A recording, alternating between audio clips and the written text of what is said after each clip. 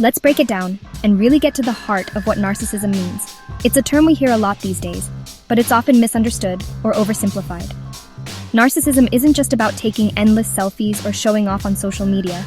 It goes much deeper than surface-level vanity or bragging.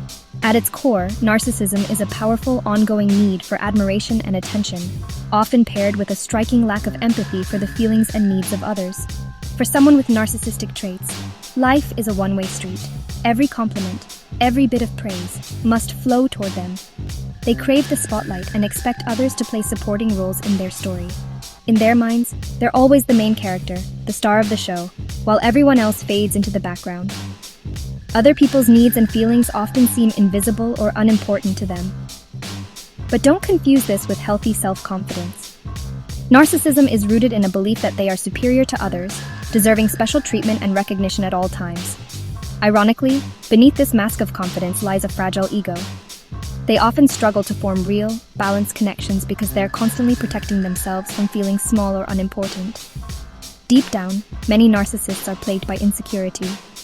They need constant validation, likes, compliments, attention, just to feel okay about themselves, and any lack of it can leave them feeling anxious or empty. When the praise stops or people don't pay attention, they might react with anger, frustration, or even try to manipulate situations to get back in control. Their sense of self-worth is always at risk. Their self-esteem is built on shaky ground, relying on what others think and say, rather than any true sense of inner value or self-acceptance. Narcissism is a complex psychological pattern, not just simple arrogance or self-importance. It can be difficult to recognize even in ourselves. This pattern can damage relationships, create conflict at work, and leave the narcissist themselves feeling isolated and misunderstood. The impact ripples out to everyone around them. They're often trapped in a never-ending cycle of needing to be the best, the most admired, and the most important, constantly comparing themselves to others and seeking reassurance. Recognizing these patterns is the first step to understanding narcissism, both in ourselves and in those around us. With awareness, we can start to see beyond the mask and begin the journey toward healthier relationships and self-worth. So, how does narcissism actually show up? It's not always obvious. Maybe you know someone who hijacks every conversation, turning your story into their own. Or they give compliments that are really put-downs, keeping you beneath them. They can't handle criticism. Any suggestion feels like a personal attack, and they lash out or give you the silent treatment. They might be charming at first, showering you with attention. This is called love bombing. But once you're hooked, the criticism starts, and their needs always come first. The amazing person you met was just an act.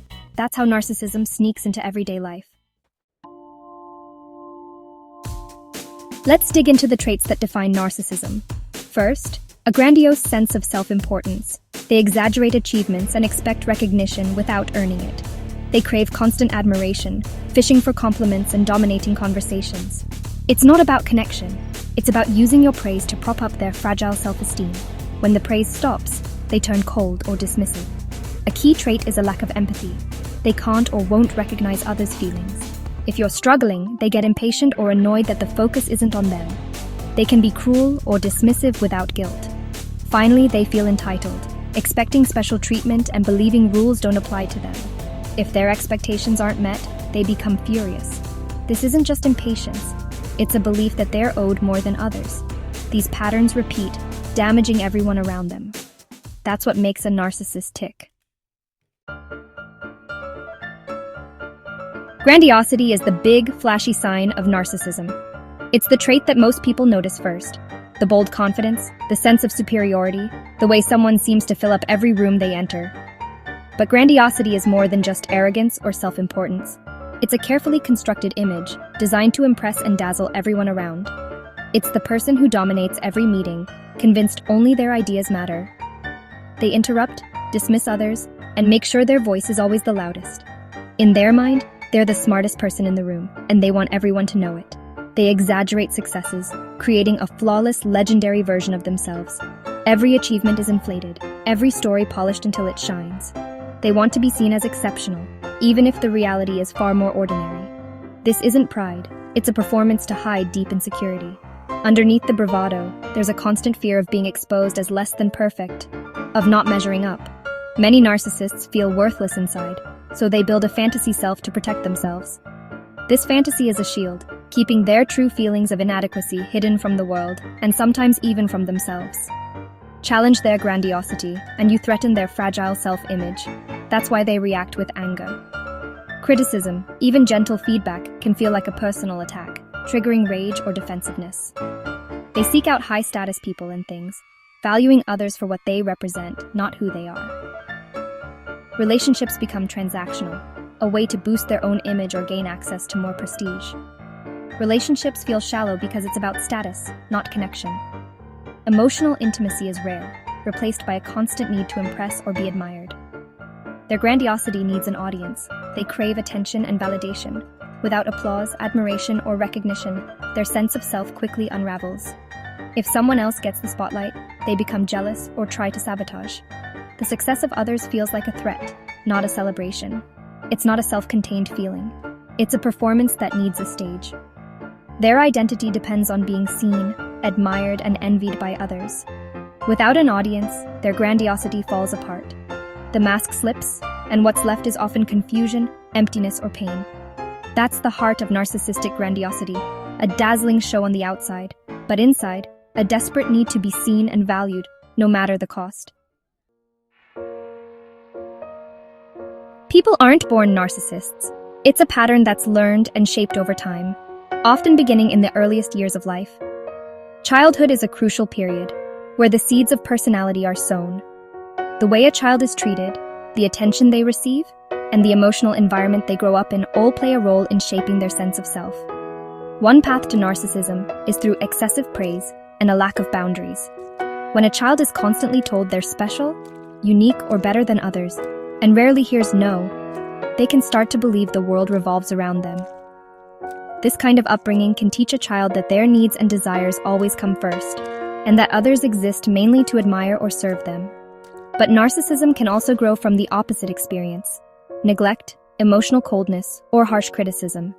When a child feels unseen, unloved, or constantly judged, they may retreat inward and create a fantasy self, an idealized version of themselves, as a way to escape pain and protect their fragile self-esteem. In both cases, narcissism becomes a coping mechanism, a shield for a wounded inner child, a way to manage deep feelings of insecurity or inadequacy. It's a strategy to survive in a world that feels either too adoring or too rejecting. There's also a genetic component at play. Some children are naturally more sensitive to criticism or have a stronger need for admiration and validation. These traits can make them more vulnerable to developing narcissistic tendencies, especially if their environment reinforces these patterns. But genes aren't destiny. It's the unique mix of a child's temperament and their environment, the way parents, teachers, and peers respond to them, that truly shapes their development. Supportive relationships and healthy boundaries can help prevent narcissistic traits from taking hold. If a child with these sensitivities is either overpraised or neglected, the risk of developing narcissistic traits increases. Both extremes, too much adoration or too little attention, can set the stage for problems later in life.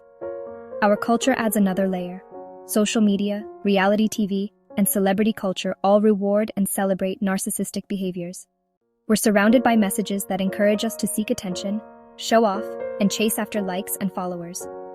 We're encouraged to curate perfect lives online, to present ourselves as flawless and always admired.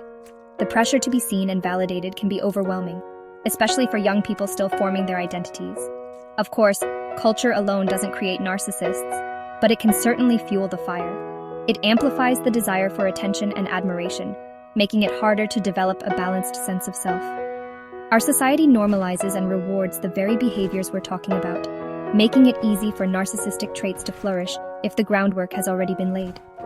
That's how narcissism takes root, through a complex mix of early experiences, temperament, and cultural influences, all shaping the way a person sees themselves and relates to the world. Having a narcissist in your life is like living in a storm.